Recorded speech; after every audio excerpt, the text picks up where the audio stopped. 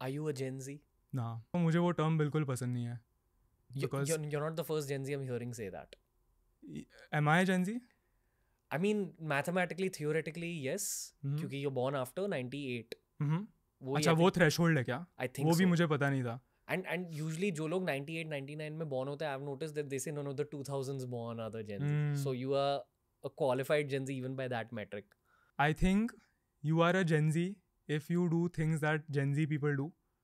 और मैं उनमें से कुछ नहीं करता. मैं पार्टी नहीं करता, अल्कोहल नहीं कंज्यूम करता.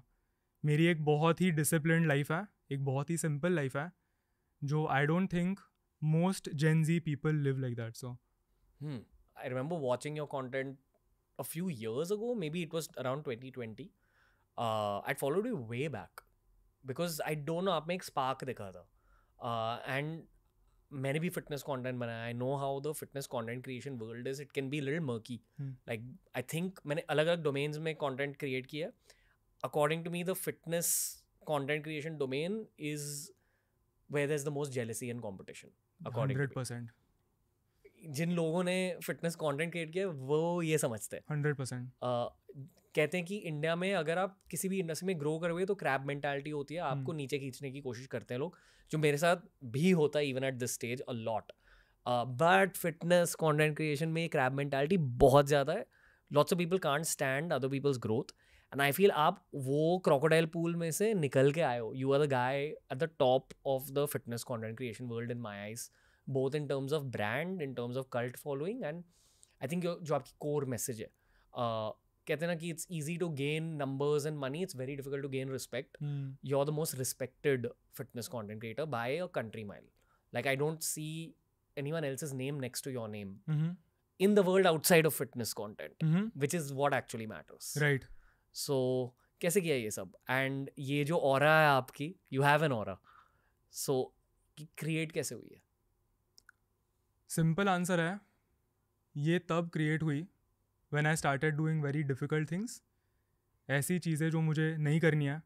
लोग मेरे वीडियोस देखते हैं, मेरा डेली रूटीन देखते हैं, उनको लगता है कि यार हर दिन मैं बहुत ही मोटिवेटेड रहता हूँ, बहुत डिसिप्लिन रहता हूँ.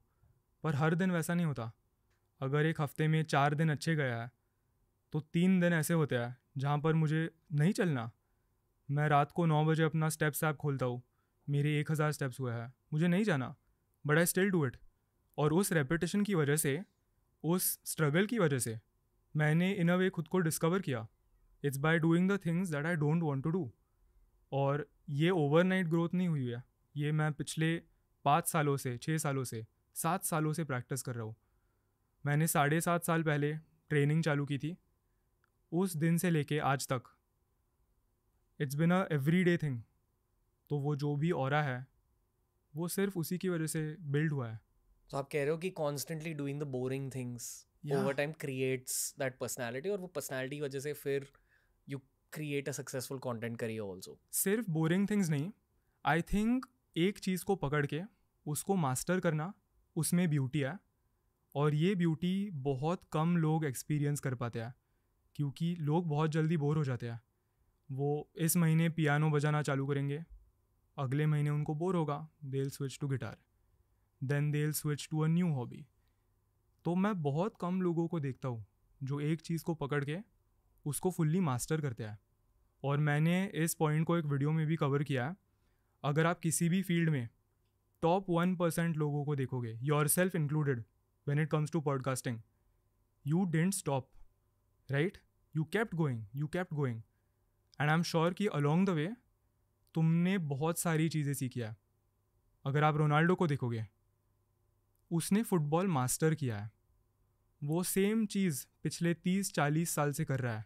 उसमें ब्यूटी है, उसमें सेल्फ डिस्कवरी है. And that is also another big reason कि मैं जो भी चीज़ें करता हूँ वो करता हूँ.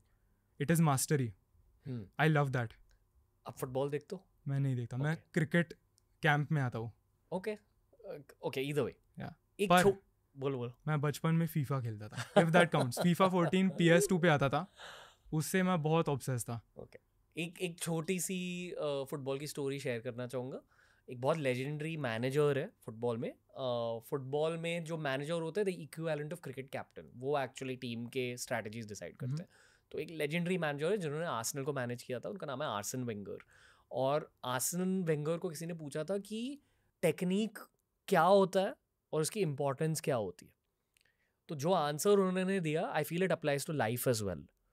उन्होंने कहा था कि अक्सर ना एक फुटबॉल फील्ड पर आपका दिमाग कुछ क्रिएटिव चीज़ें करना चाहेगा, कुछ क्रेजी करना चाहेगा, पर आपकी बॉडी वो नहीं कर पाएगी।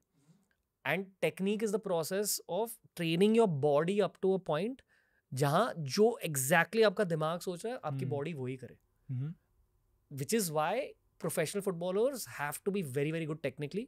और उनमें भी जो सबसे टेक्निकल इंडिविजुअल्स हैं वो टॉप तक पहुंचते हैं in the world of football also. But I feel कि this definitely applies to life also. जो आपने कहा कि एक स्किल को पॉलिश करते जाओ, फिर जो आपके विजुअलाइजेशंस है, मैनिफेस्टेशंस है, ड्रीम्स है, वो सब पूरे होंगे। एंड इट्स ब्यूटिफुल बिकॉज अब मैं जापानीज़ पढ़ता हूँ for example as a foreign language, तो जब लोग मुझे मिलते हैं वो पूछते हैं क्यों, तुझे ट्रांसलेटर बनना है क्या, तुझे जापानीज़ कंपनी में काम करना है क्या? नहीं, मैं जापानीज़ पैशन के लिए पढ़ता हूँ। आई डू इट बिकॉज मैंने स्टार्ट किया था, अब ऑलमोस्ट 5 साल हो गया, और उन 5 सालों में मैंने not only Japanese language discover किया है, मैंने खुद का भी एक हिस्सा डिस्कवर किया है। बिकॉज उन 5 सालों में पूरी जर्नी स्मूथ नहीं होती, मोटिवेशन, डीमोटिवेशन, चैलेंजेस, तो उन छोटी छोटी चीज़ों को ओवरकम करके when you reach that other and, it's beautiful. Like मुझे गूज़बम्स आ रहा है ये कहते हुए। And for this same reason मैंने जो भी चीज़ें चालू किया है मैं उन्हें कभी रोकूंगा नहीं, बिकॉज दैट सेल्फ डिस्कवरी।